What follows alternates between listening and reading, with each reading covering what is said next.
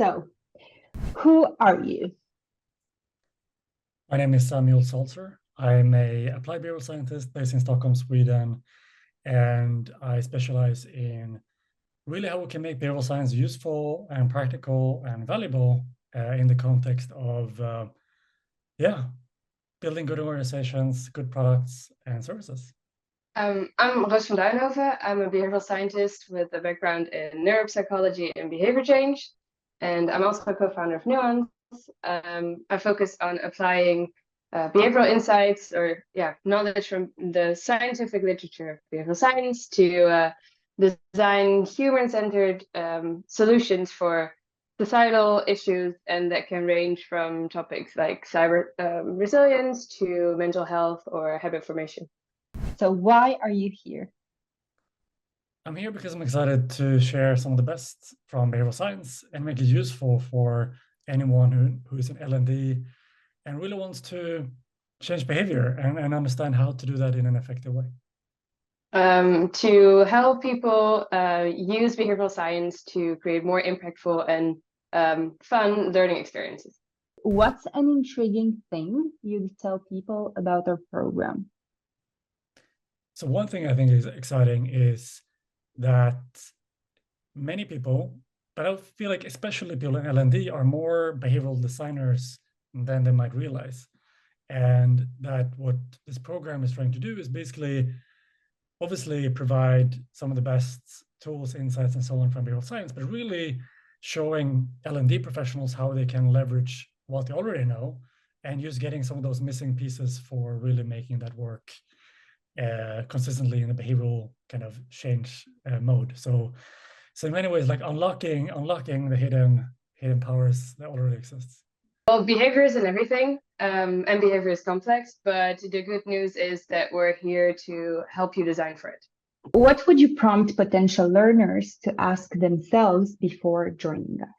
Yes, I would love to prompt people to basically answer the simple question: why do people do what they do?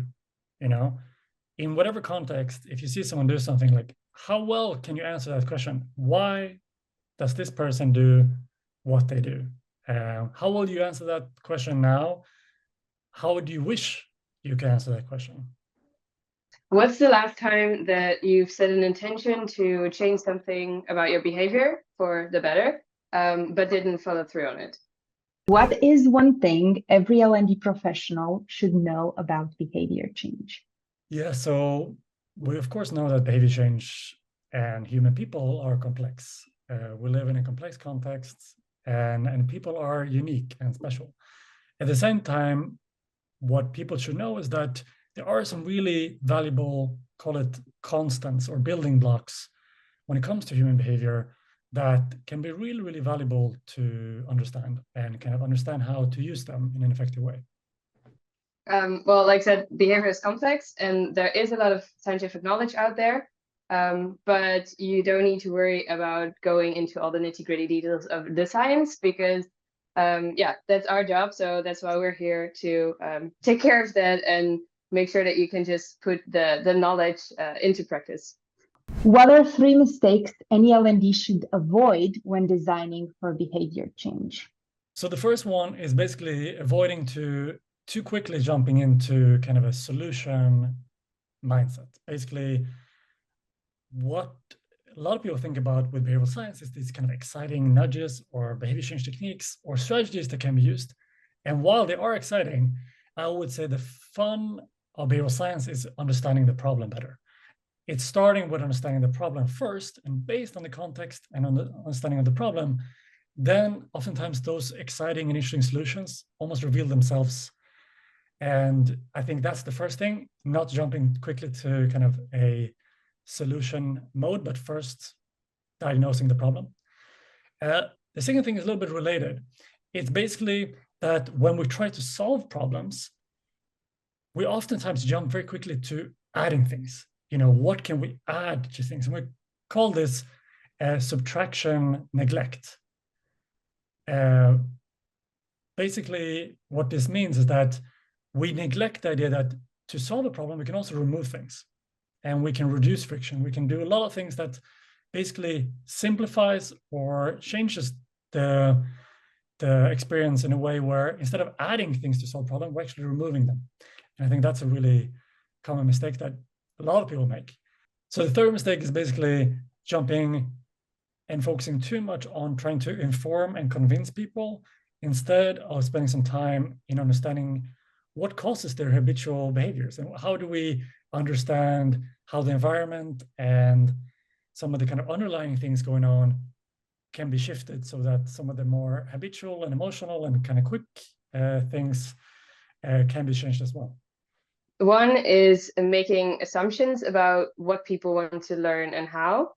Then a second one is just throwing lots of information at people and then expecting them to change anything or do anything with it.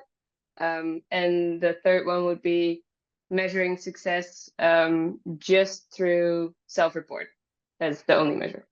What is your favorite behavior change framework?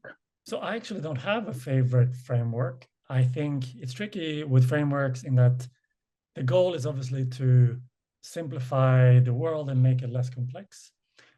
But I think the fun thing with behavioral science is that you oftentimes don't need a simple framework if you have useful tools. And oftentimes you kind of build a new framework for each experience. And I think that's what we're going to focus on this course, is less about going through like a super simplified framework, but more giving people in the course the right tools and a good process to follow.